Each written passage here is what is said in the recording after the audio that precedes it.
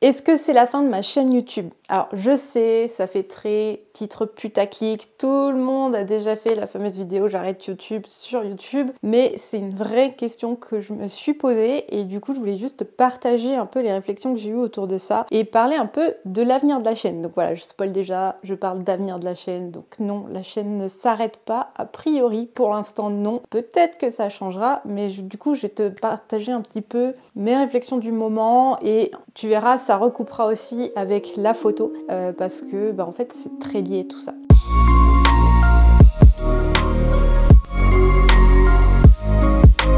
Alors ça fait quand même presque 3 ans maintenant que la chaîne YouTube existe et que j'essaye de publier toutes les semaines, voire même j'ai fait quelques mois où je faisais une vidéo par jour. Et si tu me suis depuis longtemps, peut-être que tu l'as vu ou pas, et ça on en reparlera justement. Et j'en suis arrivée à un stade où je faisais des vidéos parce que je m'étais fixé l'objectif d'en faire toutes les semaines et que je m'étais engagée auprès de toi pour en faire toutes les semaines. Mais au final, j'avais complètement perdu la motivation et l'envie de faire des vidéos. C'est-à-dire que je les faisais un peu à la chaîne, un peu sans réfléchir, tu sais, le truc, allez, faut que ça sorte. Mais au final, j'y ai perdu complètement le plaisir et c'était devenu une contrainte. Et quand c'est rajouté les shootings photos, les formations que je suis en train de monter, le suivi de mes formations, juste ça devenait trop et j'ai décidé de mettre en pause la chaîne YouTube pour me consacrer à la construction de mes formations, à l'amélioration des formations qui existent déjà. Parce que c'est vraiment ce qui compte le plus pour moi, c'est vraiment d'accompagner mes élèves, mais ça aussi je t'en parlerai. Et du coup, c'est posé la question, au final, pendant cette pause qui était devenue nécessaire d'un point de vue, on va dire, purement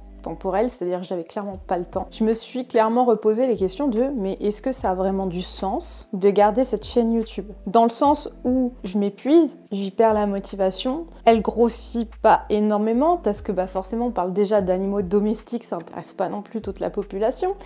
Et en plus de ça, je suis une quiche en statistiques, je ne regarde pas mes stats, je suis incapable de dire ce qui marche pas. Je prends pas le temps pour ça, j'avoue, je suis assez mauvaise élève pour ça par rapport à d'autres personnes. Si je voulais vraiment faire grossir la chaîne, il faudrait que je me tartine les stats, que je regarde qu'est-ce qui marche pas, à quel moment vous quittez la vidéo, machin. Je m'intéresse pas à tout ça, j'ai pas envie de perdre du temps avec ça, j'avoue, je fais vraiment des vidéos instinctivement, on va dire. Et du coup, forcément, la chaîne YouTube grossit pas non plus parce que je prends pas le temps de l'analyser. Et en même temps, j'ai pas non plus envie de perdre trop de temps à l'analyser et puis de me perdre dans des stats un peu stériles parce que de toute façon, et tous ceux même qui ont des très grosses chaînes YouTube le disent, en fait l'algorithme il reste opaque, quoi qu'on veuille. Il y a des vidéos qui marchent pas, des fois c'est le mystère total, on comprend pas et est-ce que j'ai envie de me perdre là-dedans? Je suis pas sûre. Donc entre les algorithmes qui veulent ou qui veulent pas, le fait que j'ai pas envie de me perdre dans mes stats, que la chaîne grossit pas forcément et le fait que ça me fatigue aussi, que ça m'épuise et que j'ai d'autres projets maintenant qui sont greffés, quid de la chaîne YouTube. Du coup, pendant cette petite pause, alors pas très grande, il y a une vidéo qui est sortie, mais je l'avais tournée il y a longtemps, elle s'est juste publiée un peu en automatique, je me suis posé la question de pourquoi j'ai commencé cette chaîne YouTube, qu'est-ce qui m'a fait démarrer cette chaîne? Et ce qui m'a fait en plus y repenser, c'est que j'ai été invitée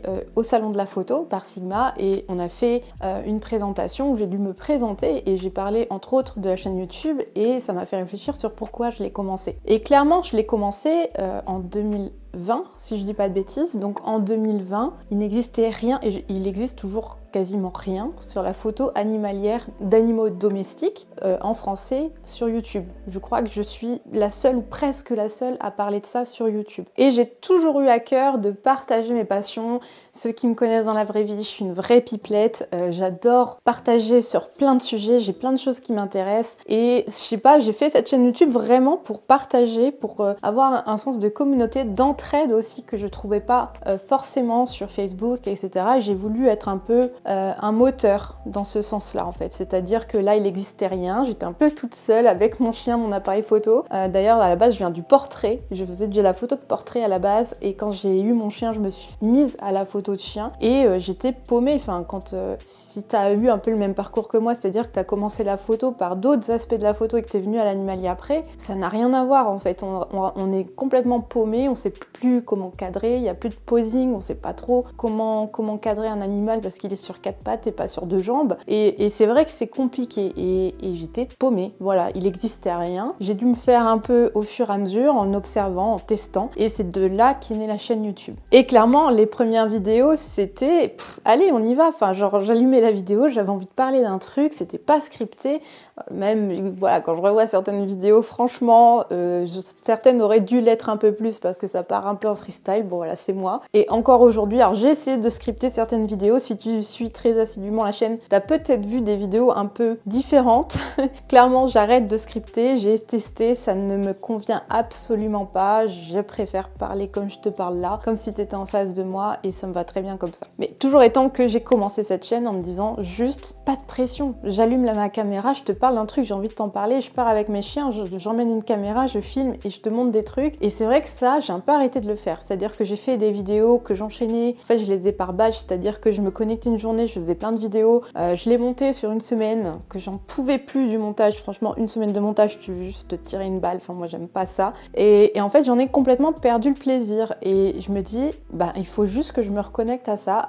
Ce qui m'a fait démarrer cette chaîne, c'est juste te parler de photos d'animaux, t'emmener avec moi sur le terrain, et ça, je le fais plus et j'ai vraiment envie de reprendre ça. Et là, pendant cette pause que j'ai dû faire de YouTube, où je me suis consacrée vraiment à la construction de mes nouvelles formations, je me suis dit, bah, c'est l'occasion aussi de se remettre un peu plus sur Instagram, que je faisais très peu, enfin vraiment très mal en tout cas. Et j'ai commencé à envoyer des messages privés à certains d'entre vous, donc les personnes qui s'abonnaient à mon compte, bah, vous avez dû recevoir des messages de ma part en disant « Hey, coucou, comment ça va? Comment tu m'as découvert ?» Et ça m'intéressait vraiment de comprendre qu'est-ce qui fait que tu me suis sur Insta, et j'ai eu la bonne surprise de me rendre compte que à peu près la moitié des personnes qui me suivent encore aujourd'hui, c'est-à-dire qui s'abonnent aujourd'hui, c'est des personnes qui me découvrent par YouTube. Et puis vraiment, j'ai eu des échanges hyper gratifiants, voilà, qui me remercient, qui sont vraiment reconnaissants du contenu que je fais, qui les a vraiment aidés. Certains même qui m'ont dit que ça les a remotivés à dépoussiérer leur appareil photo qu'ils n'utilisaient plus depuis des années. Et en fait, voilà, je me suis dit, bah, du coup, ça n'a pas vraiment de sens que j'arrête YouTube parce que ça vous plaît. Et clairement, même sur les autres réseaux sociaux, c'est-à-dire Instagram, Facebook ou sur la formation gratuite aussi, ben vous me découvrez encore majoritairement grâce à YouTube. Et c'est vrai que de venir vraiment directement échanger avec toi sur Instagram, ben, je me suis aperçue des bénéfices et de l'impact vraiment positif de cette chaîne. Et c'est là que je me suis dit, mais non, en fait, ça n'a pas de sens de l'arrêter. Et au-delà des bénéfices pour toi, il y a aussi des bénéfices pour moi aussi, parce que ça m'a apporté des opportunités incroyables. Par exemple, là, ce week-end, j'étais invitée au Salon de la Photo. Jamais j'aurais cru qu'un jour, je serais invitée au Salon de la Photo pour parler de ma discipline. Donc là, c'est Sigma qui m'a invitée. J'étais sur leur stand pendant 1 heure. J'ai parlé devant une salle qui était pleine de photos d'animaux domestiques. D'ailleurs, je te mets le replay si tu veux le voir. Il est disponible sur YouTube, sur la chaîne de Sigma. Tu as le lien en description. Et en plus de ça, j'aurais fait un atelier pratique dans le parc de la Villette avec 5 participants, et c'était tellement bien. Et ça m'a permis en plus de revoir des élèves de ma formation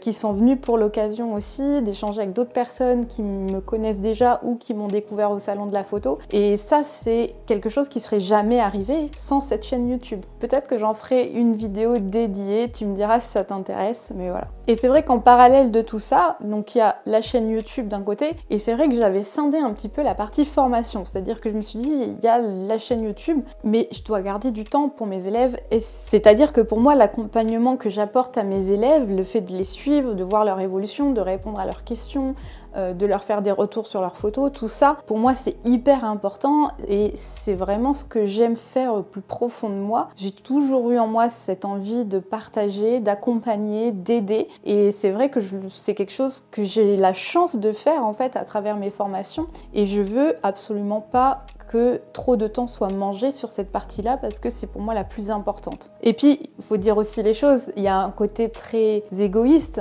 parce que c'est une grande satisfaction aussi pour moi de voir leur évolution. Non pas que je m'attribue tous les mérites de leur évolution, parce qu'ils ont été capables aussi de mettre en pratique ce que je leur ai enseigné, d'écouter les conseils et puis d'évoluer, de se remettre en question. Mais c'est vraiment une satisfaction personnelle de voir des élèves passer de photos, on va dire, banales, classiques, avec juste une bonne maîtrise de l'appareil photo, à des photos dont ils peuvent être fiers et dont ils sont réellement fiers, dont ils ont des bons retours. C'est encore plus une fierté quand je les vois faire leurs premières prestations et voire même envisager de devenir professionnels. C'est vraiment une grande fierté pour moi, une grande satisfaction personnelle, et c'est aussi pour ça que je fais tout ça. Et c'est le cas pour mes élèves, mais c'est aussi le cas pour les gens qui sont pas forcément dans mes programmes et qui m'envoient des messages en disant grâce à ta formation offerte ou grâce à tes vidéos YouTube, j'ai vachement progressé, je sens la différence sur mes photos. Enfin, que ce soit par mes formations, par mon contenu gratuit, je suis hyper contente. Après, c'est vrai qu'avec mes élèves, j'ai une proximité beaucoup plus importante, mais c'est pour ça que je fais ça en fait. C'est vraiment, il y a toujours un but un peu égoïste derrière, c'est que ça me satisfait beaucoup de voir que des personnes évoluent grâce à mes contenus. Donc voilà un peu toutes les réflexions qui me sont venues, et par derrière ça, en fait, je me suis aperçue que ce que je bassine mes élèves en disant gardez toujours le fun et le plaisir dans votre activité de photographe, que ce soit amateur ou professionnel, c'est pareil, il faut garder du plaisir dans ce que vous faites. Et en fait, je me suis rendu compte que ce conseil, je ne l'ai même pas appliqué à moi-même. C'est-à-dire que je tiens une chaîne YouTube, je tourne des vidéos, je monte des vidéos, putain de monte des vidéos, pardon pour les termes, mais franchement, ça me gave le montage, et je suis toute seule sur sa chaîne, donc forcément, je me tape le montage, et du coup, j'en ai complètement perdu la partie plaisir et le vrai pourquoi je fais ça. Et en fait, là, je suis en train un peu de revenir sur tout ça et de me dire, ouais, faut juste que je me refasse plaisir, en fait, tout simplement. Et vous, je pense que si je prends plus de plaisir à faire mes vidéos, ça va forcément se ressentir aussi derrière l'écran. Et voilà, aller juste me balader avec des loulous, emmener ma caméra, vous donner quelques petites astuces sans prise de tête. Et voilà, je pense que l'avenir de la chaîne, finalement, c'est simplement ça. Donc quid de cette chaîne YouTube? Bien sûr, je continue les vidéos. Même le temps où je l'ai mis en pause, en final, je me rends compte que je suis très frustrée avec le contenu Insta. On va être clairement honnête là-dessus.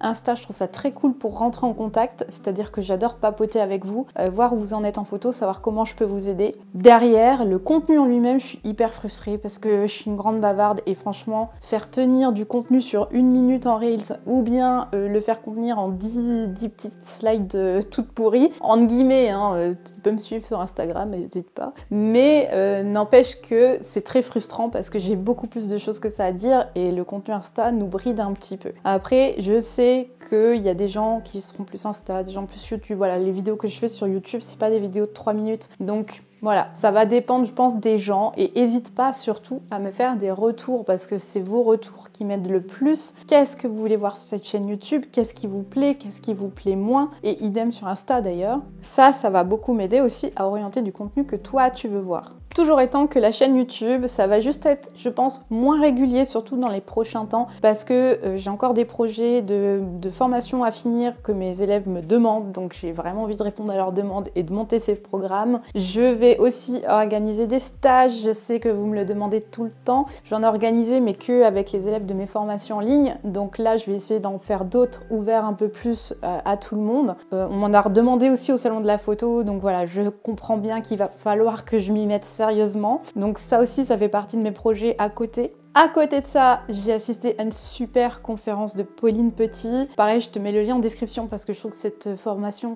cette conférence est hyper intéressante et j'admire beaucoup son travail. Et ça m'a fait reposer plein de questions sur le chemin que je veux prendre aussi avec mes propres photos. Et je commence de plus en plus à me dire que je veux monter vraiment les projets que j'ai en tête, que je prends pas le temps de faire. Donc je veux aussi garder du temps pour ça. Et là-dedans, rentrera la chaîne YouTube, mais forcément un peu moins régulièrement parce que ça fait beaucoup de projets et j'ai une vie aussi à côté. Donc voilà, il faut jongler entre tout ça. Je n'arrêterai pas la chaîne YouTube, c'est pas parce que pendant une semaine tu vois pas de vidéo qu'il y en aura plus, mais je serai un peu moins régulière. Je veux que ça reste une partie plaisir, d'échanger avec toi, de faire du contenu peut-être plus intéressant, un peu moins creux sur certaines vidéos. Et quoique des fois j'ai fait des vidéos qui me paraissaient creuses et au final elles ont le plus de vues. Voilà, les algorithmes de YouTube, je ne comprendrai jamais, mais c'est comme ça. Dans tous les cas, le contenu qui sortira sur cette chaîne sera toujours passionné et authentique, et je ferai plus de sorties aussi. Et en parallèle, je ne lâche pas Insta non plus, donc tu peux aussi t'abonner sur mon Instagram. Il y a du contenu plus régulier avec plein de toutes petites astuces aussi. Je mets quelques backstage aussi que je mets pas forcément sur YouTube parce que c'est pas forcément du contenu qui pourrait être suffisamment long, on va dire, pour YouTube. Donc si tu veux voir un peu des backstage, des avant-après de photos, ça je le publie plus sur Instagram. Et sinon, je voulais clôturer quand même cette vidéo pour vous remercier 1000 fois parce que en fait, mine de rien, je j'ai beau me plaindre de l'algorithme, de machin, des montages vidéo, tout ça, bah c'est quand même dingue tout ce qui a été monté en 3 ans, on va dire, en 3-4 ans, tout ce qui a été accompli à travers cette chaîne, à travers Instagram, à travers les échanges qu'on a pu avoir. Et c'est grâce à vous qui regardez ces vidéos, c'est grâce à toi qui m'envoie des messages, qui m'envoie des commentaires. Et vraiment, ça, je m'en lasserai jamais. Et je suis contente de ne pas avoir finalement une grosse communauté parce que ça me permet toujours de répondre à tout le monde, de vraiment prendre du temps pour les gens qui me contactent. Essayer au maximum, hein, je suis pas toujours disponible, mais j'essaye au maximum. Donc, tu as le droit de rester abonné à cette chaîne parce qu'elle n'est pas morte. Et n'hésite pas à me dire en commentaire tout ce qui te passe par la tête, tout ce que tu aimerais voir sur cette chaîne, tous les sujets que tu aimerais voir abordés, pourquoi pas, toutes les questions qui te viennent en tête. Et on essaiera d'en faire du contenu intéressant. Allez, sur ce, je te laisse avec quelques vidéos aussi backstage du salon de la photo. Dis-moi si ça t'intéresse d'avoir une vidéo dédiée sur ce qui s'est passé au salon. On se retrouve très vite. D'ici là, porte-toi bien et à bientôt.